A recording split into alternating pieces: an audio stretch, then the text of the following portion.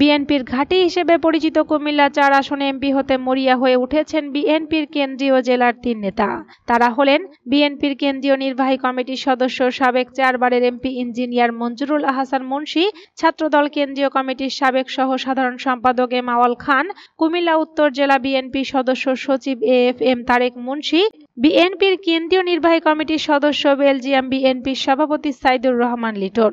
এদিকে আসনে আলোচনায় আছেন জাতীয় নাগরিক পার্টির দক্ষিণাঞ্চলীয় মুখ্য সমন্বয়ক হাসনাত আব্দুল্লাহ। 1-11-এর পর 2008 সালে জাতীয় সংসদ নির্বাচনে একটি নাটকীয়তার মধ্য দিয়ে এই আসনটি হাতছাড়া হয় বিএনপির। স্বৈরশাসক হাসিনার পতনের পর আসন পুনরুদ্ধার ও এমপি হতে কাজ করে যাচ্ছেন এই 4 নেতা। তবে বিএনপির সঙ্গে জাতীয় নাগরিক পার্টির জোট হলে পাল্টে যেতে পারে এই আসনের মনোনয়নের হিসাব নিকাশ। এনসিপির হয়ে ব্যাপক কাজ করে যাচ্ছেন হাসনাত আব্দুল্লাহ।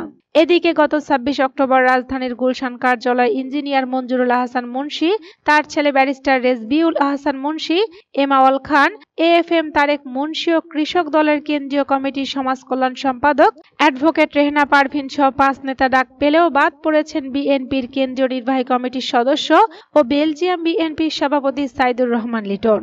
স্থানীয় সূত্রে জানা যায়, কুমিল্লা 4 আসনটি 1991 থেকে 2001 সাল পর্যন্ত বিএনপির দখলে ছিল। ওই সময় এই আসন থেকে টানা 4 বার সংসদ সদস্য নির্বাচিত হন বিএনপির কেন্দ্রীয় নির্বাহী কমিটির সদস্য ইঞ্জিনিয়ার মঞ্জুরুল আহসান মুন্সী। 1991 সালে বাংলাদেশের বর্ষিয়ান রাজনীতিবিদ ও ন্যাপ প্রধান অধ্যাপক মোজাফফর আহমেদকে পরাজিত করে প্রথমবারের মতো এমপি হন তিনি। এরপর থেকে এলাকায় ব্যাপক উন্নয়নের মাধ্যমে জনপ্রিয় হয়ে ওঠেন মঞ্জু মুন্সী এবং এই আসনটি বিএনপির ঘাঁটিতে পরিণত করেন। 1-11-এর পরে কয়েকটি মিথ্যা মামলায় কারাবরণ করতে হয় বর্ষিয়ান বিএনপি নেতাকে।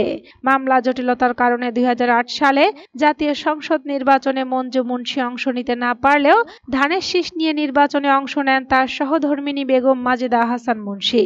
অপরদিকে জাতীয় পার্টি থেকে আওয়ামী লীগে যোগ দিয়ে নৌকা প্রতীকের মনোনয়ন পান সাবেক মন্ত্রী ও সচিব এবিএম গোলাম মোস্তফা।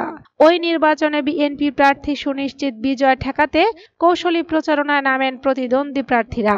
নির্বাচনের দিন সকাল থেকেই প্রচারণা চালানো হয় মঞ্জুরুল আহসান মুন্সী গ্রেফতার এমন সংবাদে বিএনপির দলীয় নেতা কর্মী ও ভোটারদের মাঝে আতঙ্ক ছড়িয়ে পড়ে। দিনভর এমন নাটকীয়তার পর বিকাল 3:30টায় আইন শৃঙ্খলা বাহিনী গ্রেফতার করেন মঞ্জু মুন্সীকে। ওই নির্বাচনে বিজয়ী হন আওয়ামী লীগের প্রার্থী এবিএম গোলাম মোস্তফা এবং বিএনপির হাতছাড়া হয় আসনটি। এরপর 2018 সালের নির্বাচনে আসনটি পুনরুদ্ধারের সুযোগ তৈরি হলেও বিএনপির ভুলে সেই সুযোগটিও হাতছাড়া হয়। সে সময় বিএনপি জোটের মনোনয়ন পেয়ে মাঠে আসেন জেএসডি কেন্দ্রীয় কমিটির সাধারণ সম্পাদক আব্দুল মালেক রতন। স্বৈরশাসক হাসিনার পতনের পর আসন পুনরুদ্ধার ও এমপি হতে মরিয়া হয়ে মাঠে কাজ করে যাচ্ছেন বিএনপির কেন্দ্রীয় জেলার এই 4 নেতা। তারা দলের ভারপ্রাপ্ত চেয়ারম্যান তারেক রহমান ঘোষিত রাষ্ট্র কাঠামো মেরামতে 31 দফার লিফলেট বিতরণ, সভা সমাবেশ, গণসংযোগ সহ বিভিন্ন কর্মসূচি পালনের মধ্য দিয়ে ভোটার ও কেন্দ্রীয় নেতাদের মনোযোগ আকৃষ্ট করে চলেছেন। পাশাপাশি আগামী নির্বাচনে দলের মনোনয়ন পেতে হাইকমান্ডের সঙ্গে নিয়মিত যোগাযোগ রক্ষা করছেন।